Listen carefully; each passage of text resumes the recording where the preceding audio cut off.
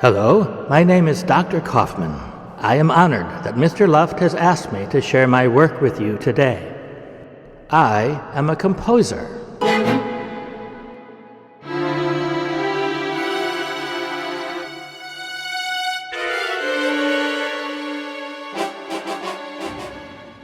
An author. A performer.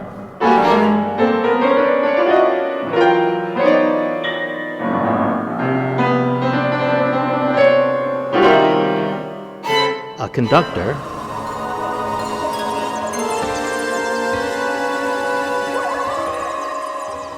A concert presenter. A teacher. I am also a filmmaker, and you'll see many examples of that as we go. Here's a short 20-second animated film I call Inside the Mind of a Butterfly.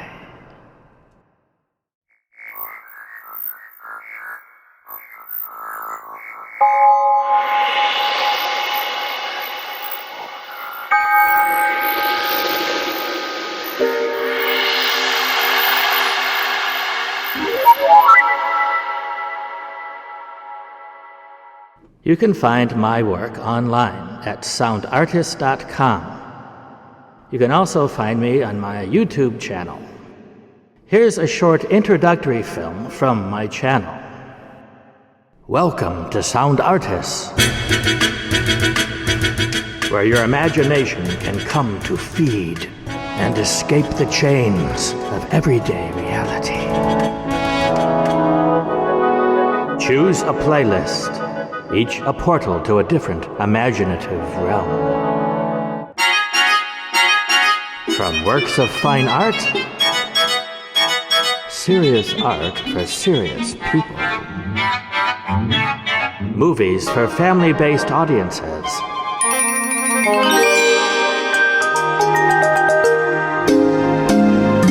Music and art for people of all ages. Powerful messages defending our natural environment.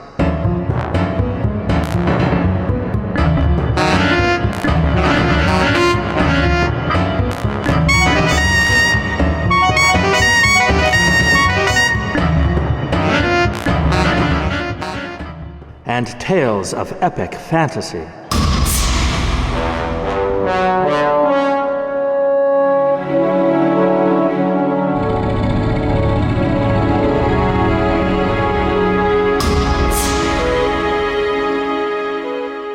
Choose your portal.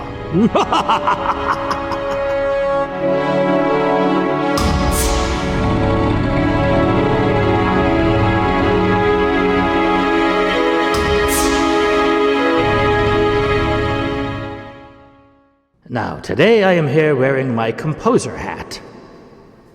I think it's this one. As a composer, I have written chamber music, which means music for various smaller ensembles for the classical concert stage. Here is an excerpt from my recent string quartet. This is the part where I paid homage to my teachers, Donald Erb and Karl Husa. You can look them up. They were quite famous in their day. Karl Husa won the Pulitzer Prize.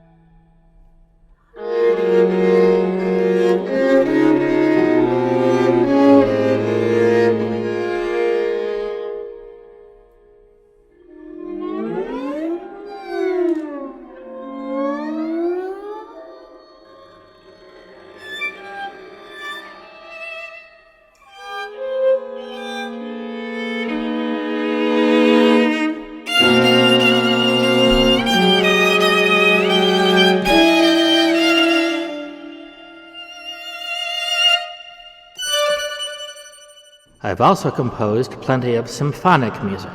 Here's an example from my symphonic tone poem titled Mythagos.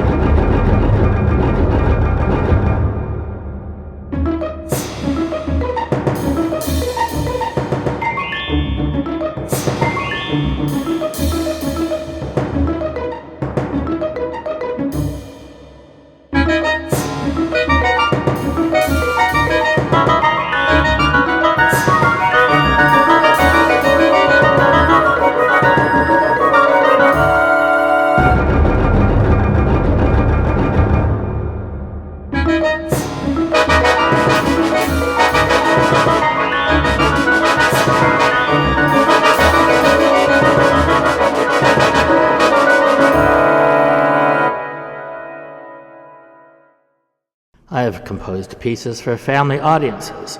These are works for people of all ages all at once.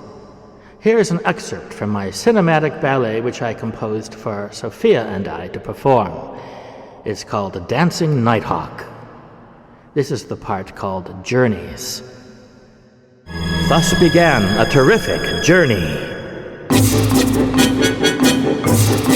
They traveled across plains filled with buffalo and elk.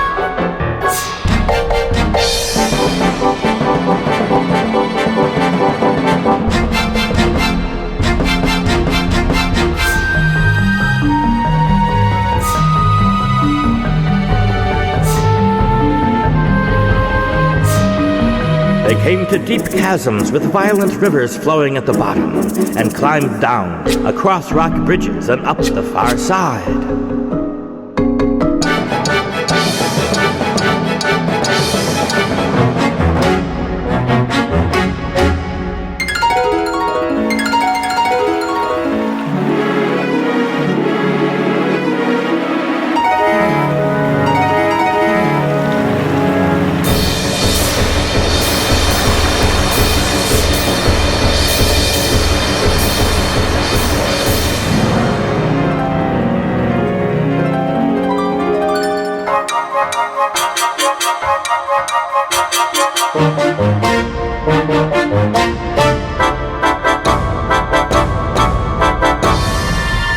They went through forests of giant trees, whose heads reached the sun, and whose trunks were as big as Dancing Nighthawk's home.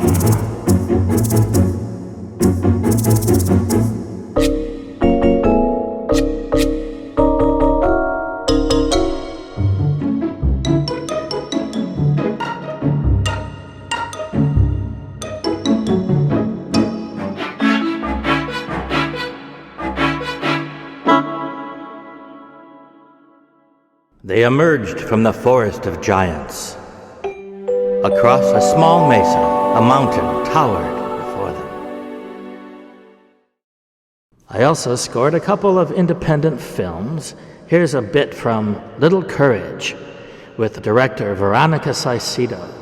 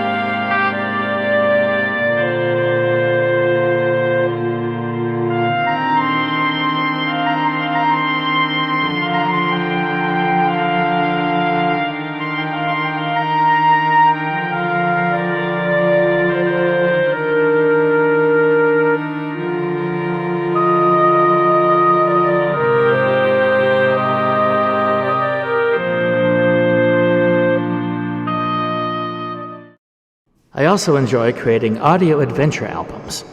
Here's a small bit from my epic fantasy series, Tales of the Ocean City.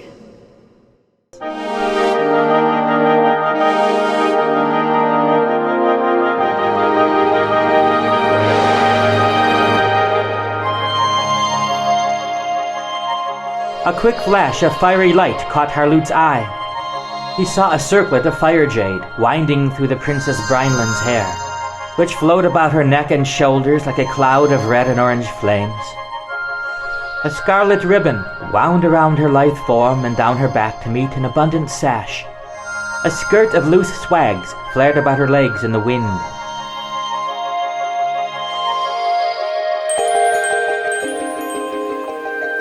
The princess rode Jigla's broad back, with her arms held out and face upturned.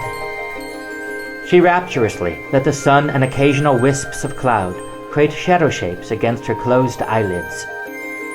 Later, she would add them to the mural she was painting along the high recesses of Plathanta's godlike mountain cheek. Harlut cleared his mind of the mesmerizing vision, stood on Vespucian's back, and prepared to utter his call and greeting. But Vespucian suddenly pulled up short in the air and mouthed a rasping bark. Her telepathic voice rang in his mind. Danger! Alarm! Enemy! Harlut instantly hunched over, gripped the mesh along her withers with one hand, and craned his neck up and to the left. He followed Vespucian's stark gaze. Multicolored whorls dissipated in the thick glaze of morning light.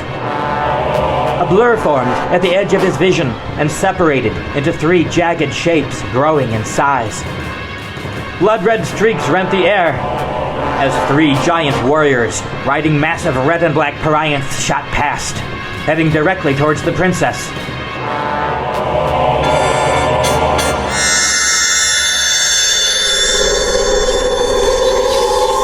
A mind-numbing keening sound, followed by a venomous, sweet, acrid miasma, sliced through Harlut's senses. All went dark.